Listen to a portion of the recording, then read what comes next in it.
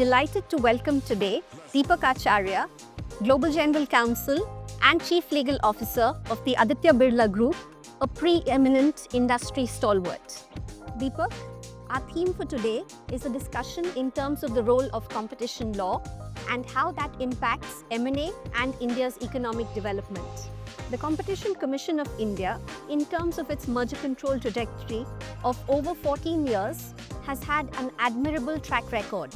1,165 cleared mergers, absolutely no blocked deals, over 47 cases with remedies. Deepak, you all have frequently appeared before the Honorable Competition Commission, and in line with the government's growth story for India, as well as Make in India story, Viksit Bharat story, how do you see the role of competition law in the evolving M&A and economic development story of India?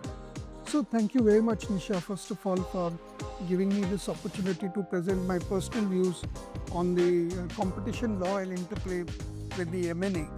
Our Honorable Prime Minister, Mr. Modi, has given us a vision of the Amrit Kal in India, which is 2047, and the goal that he has put before all of us is to have an economy of $30 trillion. It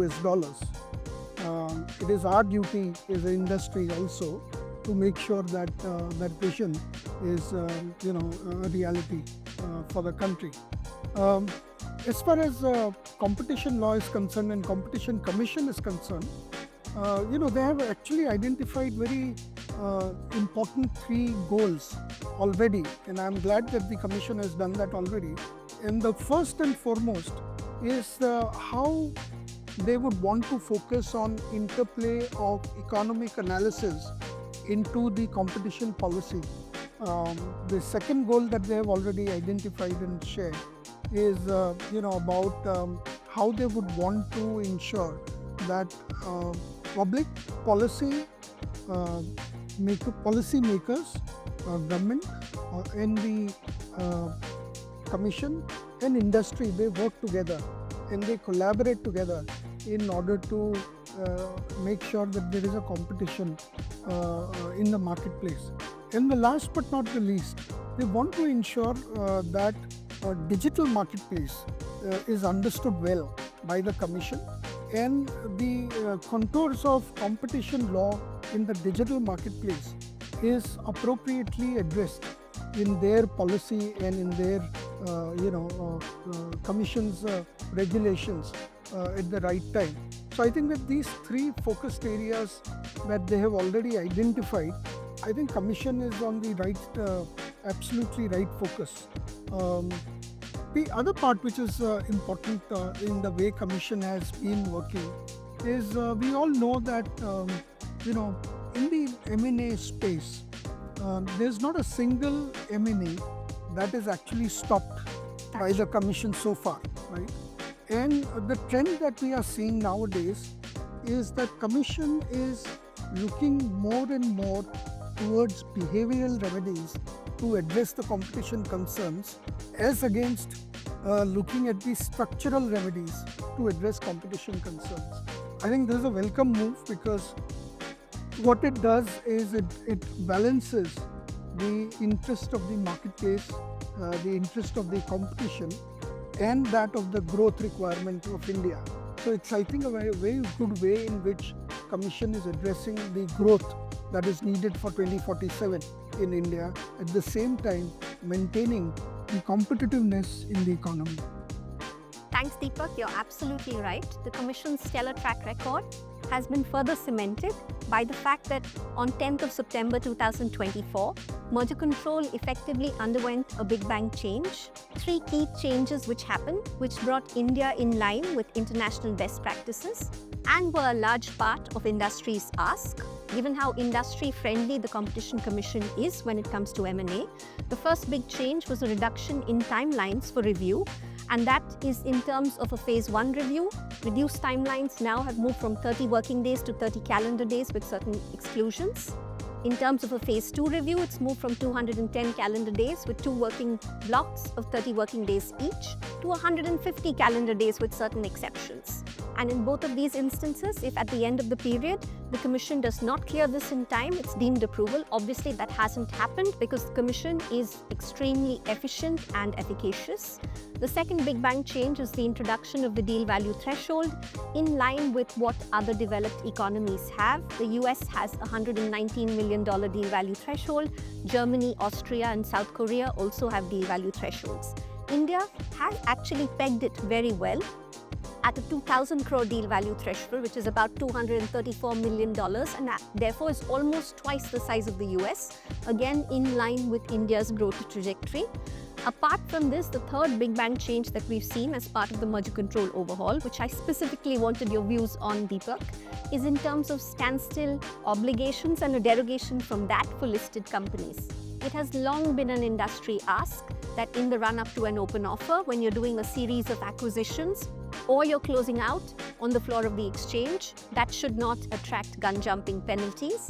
The Commission now has said that as long as you meet the threefold test, that is within the first acquisition, you within a 30-day period notify to the Commission, you ensure that you only exercise ordinary economic rights, and in terms of voting rights, that is restricted to insolvency and liquidation events only.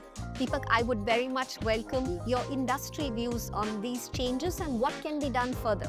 So thank you, Nisha, for asking this, because this has been the long-drawn ask of the industry, and there has been certain judgments in the orders of the Commission in the past where they have invoked gun-jumping provisions to put a penalty of crores of rupees on not notifying the Commission on while purchasing the shares from the open market, and that has been the ask from the industry for ease of doing business, right? And I'm glad that Commission has looked into it, and in the new merger control regime, as you rightly pointed out, there is a safe harbor provisions that are provided, that so long as those three conditions that you mentioned are fulfilled, there will not be, the Commission will not invoke 43A of the Competition Act and kind of impose a gun jumping provision. So I think it's a very welcome move from the Commission. In fact, in some of the recent transactions, we have had the experience of dealing with this, and I'm glad that it's working in the right direction from gun jumping provisions point of view as well. So all in all, kudos to the Commission for introducing this provision in the regulations. Deepak, another very big bang change which has happened under the new merger control rules is the fact that the Parliament passed the Competition Amendments Act, and at the end of the day India today has become one of two jurisdictions only, along with the United Kingdom, to basically move from a decisive influence standard of control to a material influence standard of control. Now, historically, there is a very famous SEBI Jet Etihad order of 8th of May 2013, which you're very conversant with, which says that the Competition Act has the lowest threshold of control, and this was the old standard, the decisive influence standard, when compared to corporate law, when compared to foreign direct investment, when compared to SEBI. Only the CCI definition of control is not in paramateria, and therefore if you are in control for competition law purposes, you do not necessarily trigger control for purposes of corporate law or for the purposes of SEBI's takeover code. Now, having rolled back from that even lower definition of control to a further lower definition of control in terms of material influence, and having moved in terms of overlap assessment, in terms of what constitutes an affiliate and materiality thresholds for the purposes of competition law, where now the Commission expects industry to look at commercially sensitive information, which is not defined, but which now we have one precedent in place, which again you're aware of, which we've discussed, the Goldman Sachs Biocon Biologics precedent, which basically says at 3.81%, if you had two rights, one is access to certified copies of board minutes, shareholder minutes, and committee minutes, as well as rights to enter the premises. These in and of themselves would be commercially sensitive information, because getting access to board minutes, the certified copies, would give you access to information in there which the Commission deems to be commercially sensitive. Now, this obviously will result in a whole slew of further merger notifications. And while the Commission is very efficient, should it effectively be burdened to this extent? Yeah. What are industry's views around? No, I think, as you rightly pointed out, even UK, which has the current regulation about material influence, is looking at rolling it back That's right. to decisive influence. So I think going in the opposite direction, which is not the international best practice, is something that Commission should look into. And this is something which is a very different introduction of this will have an impact on the industry. That would have a lot more notifications that would be required. So, material influence has now been in a way provided for in some judgments and orders of the CCI. So, for example, if you have access to the annual results of the company, the annual plans of the company, or if you have veto over the budgets of the company, or if you have if you can appoint or terminate a key managerial personnel, for example, or if you can change the constitutional documents of the company, all of this can be considered as material influence and therefore a control over the company. And I think this is something which will have, we'll see how it will impact in the medium to long term, but certainly Commission should keep their eye on this provision and see how it is working, because I personally feel it is always good to work consistent or be consistent with the international best practices in this area. So this is something which Biocon case which you mentioned is absolutely the right case in the point, although personally I agree that having access to the board resolution is something which is confidential in nature, because no shareholder gets an access to board resolution. Also, access to the office premises and facilities of the companies also creates an impression that you have much more control on the target company than a normal control that can be provided to them. So all in all, I think it's diluting the provisions of control from decisive control to a decisive influence to a material influence will have more filings required by the investing companies, something that CCI should certainly look at. It's very interesting that you've spoken about international best practices and global developments. The CCI, for a fairly new regulator, has sometimes been at the forefront of these global developments. In terms of interlocking directorates, the CCI even ahead of the US, because the US has started looking at interlocking directorates in the last 2 years and has 8 ongoing investigations. The CCI in 2020, in the midst of COVID, came out with its very famous Chris Cap in TAS order, where it basically stated that if you have a situation where, as a private equity player with a less than 10% stake, you're a repeat investor across competing companies but in the same sector, then in order for a particular investment, a new investment, which was an additional 3% stake of Chris Cap in Intas, to go through with a board seat, Chris Cap had to give up its board seat and all of its rights apart from anti-dilution in terms of an earlier investment which was actually exempt, which was Mankind. Right? So for the first time, the Indian competition bar and the Indian industry got conversant with this entire concept of interlocking directorates, but in also an industry situation where you've got a very small pool of very experienced directors across the board in industry who then tend to sit across competing boards with minority stakes.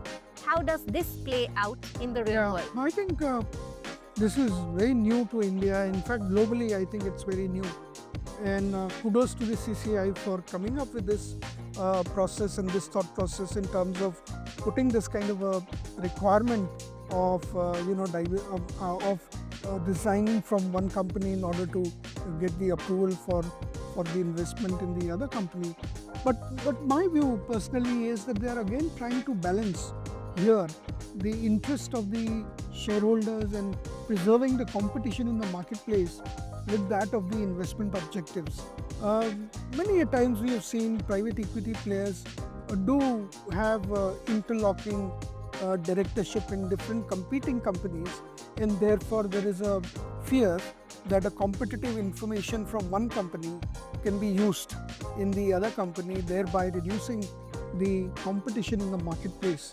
So I think it's a in my view, it's a positive step in the positive direction. And sometimes there is a blur line between what is considered as a strategic investment and what is considered as a financial investment. So when you have investments into two competing companies at the same time, I don't think one can look at that investment as a financial investment. That will become a strategic investment, and therefore one has to be careful in terms of how a competition commission in future will look at those interlocking directors. I think keeping a Chinese wall and having two different directors on the board is the way forward for private equity firms, and therefore there has to be a ways and means by which information is protected for the respective players in the market. You're right, the CCI increasingly has now moved from removal of the director to actually having in place firewalls, and to ensure that this competitively sensitive and confidential information is ring-fenced and is not shared across the world, so to say. Deepak, last question for you.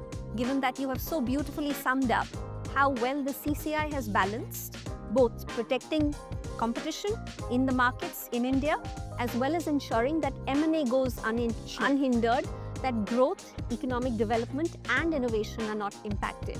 If you had that one thing in terms of an industry wish list that you could get from the CCI today, what would it be? So, one of the things that has been talked about and has been represented to the Competition Commission as well several times, and therefore I have no hesitation in making this request once again, is that Mumbai is the financial capital of the country, right? Most of the deals are struck in Mumbai and around Mumbai. We have most of our regulators in Mumbai. We have SEBI, which is in Mumbai. We have RBI, which is in Mumbai. We have other regulators who are in Mumbai. So there's one regulator which is really absent in Mumbai is CCI, and therefore my ask, or industry's ask, this is not my ask alone, but I think industry's ask is to have one fully functional office of CCI in Mumbai, so that the players in Mumbai, the business in Mumbai is able to work more collaboratively with CCI, and Mumbai being the hub, financial hub and the business hub of the country, not having fully functional office in Mumbai is certainly a hindrance in my view. So I'm sure the chairperson would give a sympathetic consideration to this request, and we would be able to see fully functional Competition Commission office in Mumbai. I'm going to echo Deepak's ask on this one, and hopefully we will not have to wait until 2047 to see this ask of having the full-fledged Competition Commission office in our financial center Mumbai here for ease of doing business in India. This is Nisha Kaur Uberoi, Partner and Competition Chair at JSA, thanking Deepak Acharya, Global General Counsel of the Aditya Birla Group, and signing out. Thank you. Thank you. Thank you for this opportunity, Nisha.